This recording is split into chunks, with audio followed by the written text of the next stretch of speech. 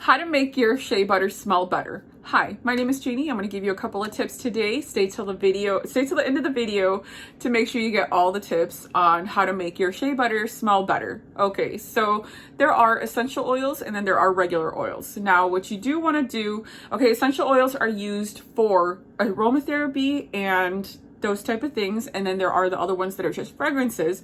So essential oils are more for like aromatherapy, and then the other ones are fragrances. They are all fragrances, but you want to look for the other ones if you want, like, let's say grape, peach, cotton candy, watermelon, cherry. They have so many different fragrances. I cannot name them all right here in this video.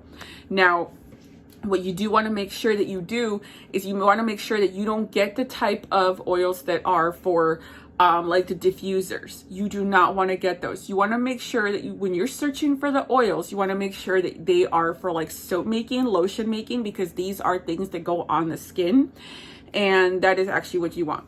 You want oils that are going to be able to, be put into your product to put on skin and it won't have a reaction. Because if you get the ones for the diffusers and everything, you could end up getting complaints, or you could end up having somebody, I don't know, just don't do it. So make sure that the ones that you are looking for, make sure that they have on there, and it's specifically for like soap, lotion making, etc.